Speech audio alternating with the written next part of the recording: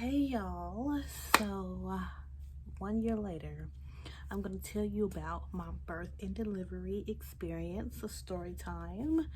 Um, don't know where to start, so I'm gonna get into it. So I had my baby at 38 weeks, which I was kind of scared. Like, I literally had her right at 38 weeks. I turned 38 weeks that day when I had birth. So it started out, the day before. Let me tell you about the day before. The day before, I was so sleepy. Like, I slept all day and I couldn't eat nothing. And if I did eat something, like, I threw it up. I was so tired, couldn't eat, and I was sick too. So nighttime comes, I go to sleep early. Then I wake up, as usual, to pee or whatever the case is. Then maybe it was like midnight, use the bathroom, went to sleep. No, I don't know. No, okay. I remember I did something at midnight. I might have not went to sleep till midnight. But anyways, so I remember around 3 a.m. I woke up to pee. You know how we are when we're pregnant, we wake up in the middle of the night to go pee. So I went up to go pee, went back, laid down. Then I think, like, I don't know if it was an hour later or what, but like, I had this excruciating pain that started happening, and it like woke me up right out my sleep. Like what the fuck is this pain? Like, this is my first pregnancy, first everything, so I didn't know what was going on. I thought it was Braxton Hicks again. So this pain, it was hurting, and I just walked around, like, up and down my house, like the living room, kitchen, up and down the hall, because I remember having the same pain while at work at one point. And I think I thought it could have been Braxton Hicks. I was told it was Braxton Hicks, but so at this time that morning, I thought it was Braxton Hicks. So I really didn't think nothing of it. But 3 hours later, I started timing my contractions and stuff. They was like 10 minutes apart, 6, 8. And I'm like, oh wait, this might be the real thing. So let me wake up and tell somebody. Because to me, y'all, as I said, this is my first pregnancy, first everything. I didn't know. I thought it was Braxton Hicks. And plus, you don't want to go to the doctor and they tell you to go home. So that was my main thing. I don't want to, like, go tell me to go home. So that's the only reason why I waited 3 hours to tell anybody. And plus, I don't know if you guys experienced this, but when I was, I guess, having contractions, I felt the need to push something out. Like, I had to pee. I kept going back and forth to the bathroom, having to pee or having to poop. Like, before I left, I had to go poop. And I couldn't, like, I had to go poop. And my mom was like, no, you ain't finna poop. You might end up pooping the baby out. So I couldn't poop, but eventually I pooped before everything got started. Because, I had to poop so bad. But anyways, so that's another thing. Like, when I was having contractions, I had the need to push. So maybe was something that, like I said, my first time, I didn't know what was going on. So I don't know nothing about nothing.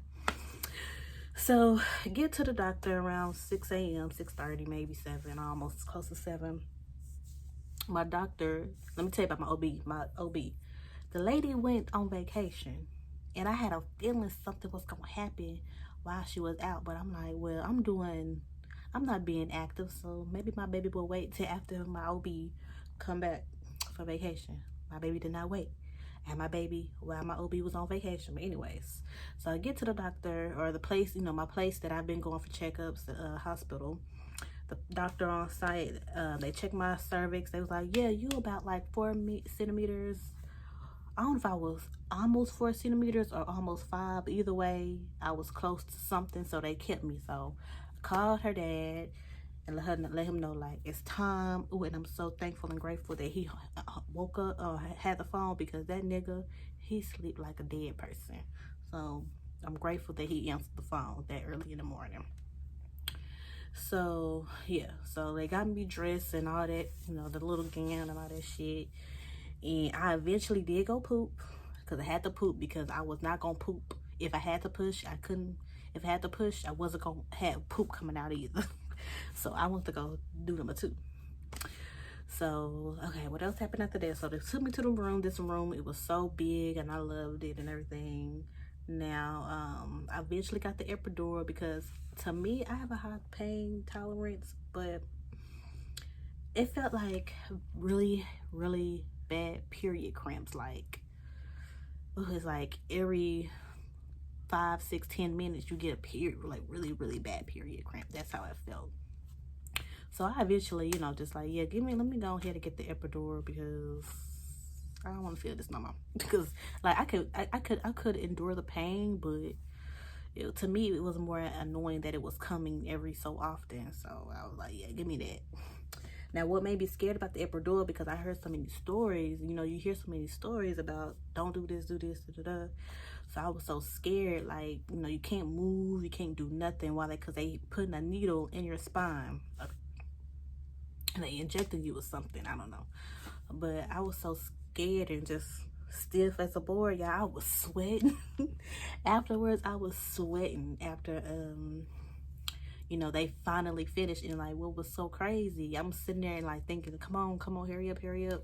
The guy who was doing it, like, he was having some type of issue, and it made me scared. I'm like, come on, sir, I just want you to hurry up and do this shit. Because like I said, I heard so many bad stories, or stories that could, stuff that could go wrong if you happen to make a slight turn while they doing that. So it was just so scary and just so nerve-wracking going through that part of the thing. So okay, so I had the epidural and I was so tired, y'all. Most people, they go to sleep or take a nap or whatever. I couldn't. For whatever reason, I felt like I was gonna miss something, or like, I don't know, something's gonna happen to the baby while I was asleep. So I didn't go to sleep at all before I had her. So I was just up, like, with everybody else, just, whatever, doing whatever. So let me see, fast forward, the nurse comes in, she's doing something. I can't remember, because at that point, I'm drugged up. They giving me all this stuff. So, they gave me something, I might be pronouncing it wrong, y'all. They gave me Pitocin for the baby to speed up my labor. That was a bad idea. And I advise ladies who never has had a baby, I do not advise y'all to get Pitocin. I know everybody is different. Me personally, I would not advise you to get that. That's to speed up your labor. I know they want you in and out. Some hospitals want you in and out, but I would not advise you to get Pitocin, because most babies do not react to that in a good way, and mine certainly didn't. So they gave me that Pitocin to speed up the labor. So as I'm getting wider, opening more, she's not dropping. So I'm getting wider and she not dropping. And then eventually, the doctor or the nurse, I don't know who she was, she came in, did something. Like, I guess she did something, whatever. They have that band around your belly to hear the baby's heartbeat. So she did something, and I guess she couldn't hear the baby's heartbeat, or it was dropping or lowering. I can't remember, y'all, because like I said, I'm on drugs. So she did something, then she like had these cords and just dropped the cords. Like, didn't say nothing, just dropped the cords and ran out or walked out. The next thing you know, 5 doctors come in, scaring the hell out of me. Like, what the fuck is going on? They can't tell you because they don't want to scare you. But y'all not telling me stuff, and 5 of y'all coming in is scaring me. So 5 doctors come in, they had to break my water. At one, like I said, I can't remember everything because I was real high. I was on drugs. I can't remember. So I just remember a lot of people coming in. My mom and my aunties were not in the room. Only Adrian, Amir's dad, was in the room. So all these doctors come in, they tell me to get on all fours on the bed. Like, yeah, it's not funny, but anyways, they tell me to get on all fours on the bed. I remember they did some, I think they broke my water, because I asked her dad, like, did they break my water? He's like, yeah. Like I said, I was on drugs. But basically what happened, due to that Pitocin, and I'm hoping I'm pronouncing that right, due to that Pitocin, it put my baby in distress. Like, she ended up pooping while in my stomach, and they said that's not normal for babies who, who are not overdue. Like, if I was like 40, maybe 41 weeks, it would be normal. But her being at 38 weeks and pooping in my stomach like that was not normal. So she was losing, or her heart rate was dropping. So they had to do emergency C-section, not only for that, and also I'm opening, getting wider, dilating, open, you know, further along, and she ain't dropping. My canal was not open or whatever. I don't know. So they had to do a damn C-section. That was one thing I was not wanting to do. I did not want to get cut. Like, just the thought of me getting cut was so scary to me. But I'm really thankful though for those doctors and nurses at that hospital, because if it wasn't for them, I'd be scared out of my mind, because they drugged me up just the right amount of drugs, and whoever was pumping the shit into me, I can't think of the name, but whoever was pumping that stuff in my back, and he was talking to me, you know, letting me know what was going on, he really helped me, because if it wasn't for him, I would have been like, okay, what's going on, what they doing? So, and you know, you don't even feel nothing, obviously, because they numb you.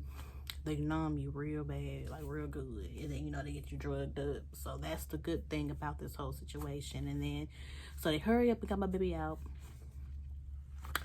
She didn't cry right before they took her out, because she was in distress in my stomach.